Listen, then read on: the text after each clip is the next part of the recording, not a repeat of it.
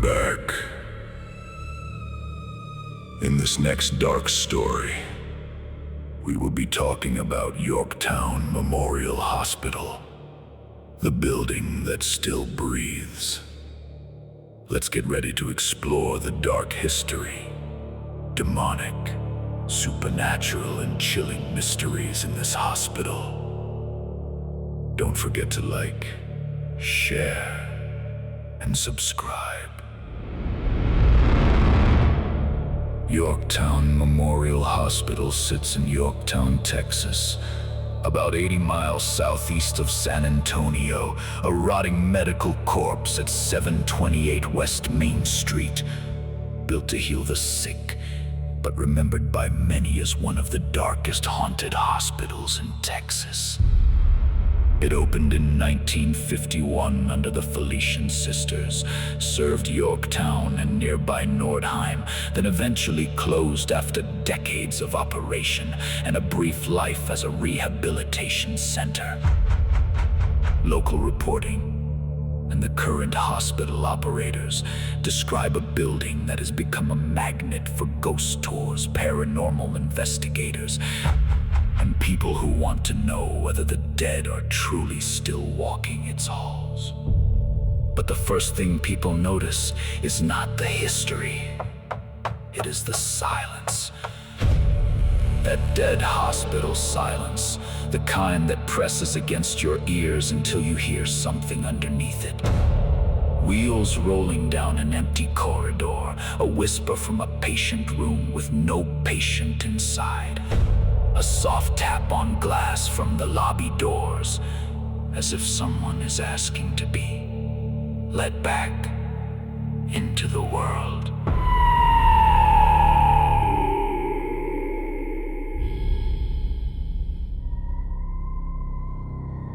The dark history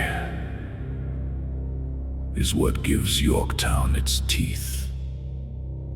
Reports tied to the hospital's owners and paranormal tour community claim that nearly 2,000 people died inside its walls, despite the hospital never reaching full capacity, and those numbers have become part of the building's terrifying reputation.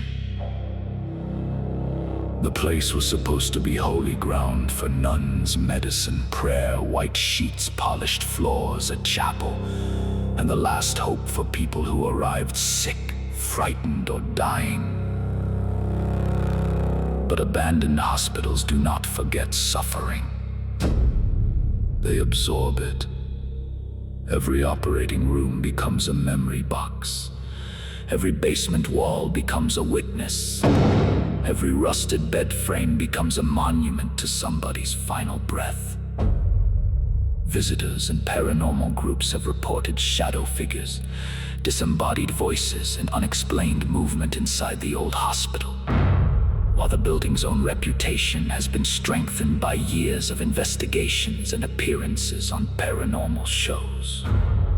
Whether you believe those claims or not, the atmosphere is vicious. Cracked walls, dark rooms, old medical smells, dead wiring, and corridors that seem to stretch longer at night than they do in daylight. The most chilling reported hauntings are not loud at first.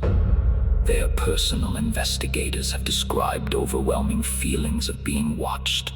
Cold spots that crawl across the skin, tapping noises, strange voices, and apparitions believed by witnesses to resemble patients, visitors, and nuns. Paranormal accounts repeatedly mention a little girl called Stacy, said to linger near the library, sometimes associated with a children's book and playful activity like a ball moving by request.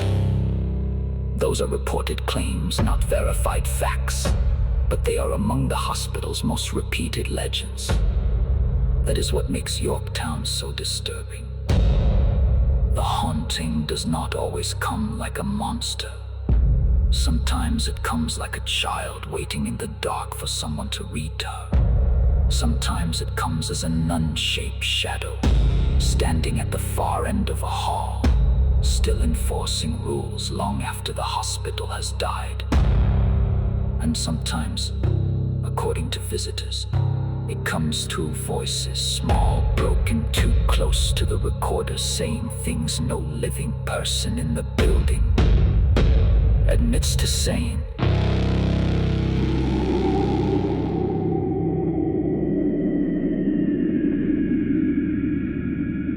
Then there are the darker claims. The ones whispered after the tour guide has gone quiet. Some paranormal stories describe stern, spectral nuns, scratches, pushes, black apparitions, red-eyed shadows, and basement activity that feels less like a ghost and more like something wearing the hospital's dead as a disguise. This is where the demonic fear comes in, not as a proven fact, but as the feeling people describe when the building seems to answer back with intelligence. A normal haunting repeats, a darker presence learns. It waits until someone is alone. It uses the voice of a child and the voice of a nun, then the voice of someone standing right beside you who never opened their mouth. Down near the basement and boiler room legends, the air feels heavier in the stories, like prayer does not travel well underground. That is the nightmare of Yorktown Memorial Hospital. The possibility that not every presence there is a trapped patient. Some things may have followed pain into that building because pain is an open door.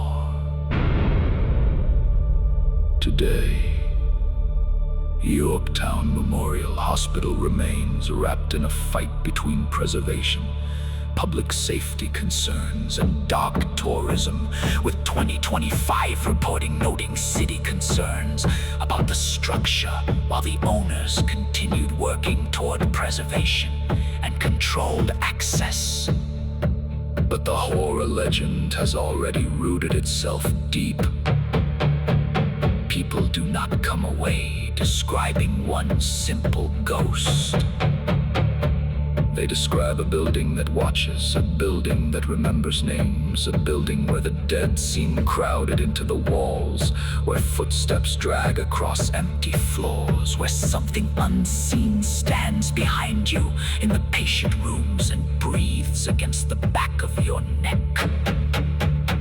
Yorktown Memorial Hospital is terrifying because it was not built as a haunted attraction. It was built for the sick, the dying, the desperate, and the abandoned. And if the stories are even half true, then when the lights go out in that old Texas hospital, the patients do not sleep. The nuns still patrol. The basement still listens. And somewhere in the dark, something that was never human is still pretending to be one of the dead.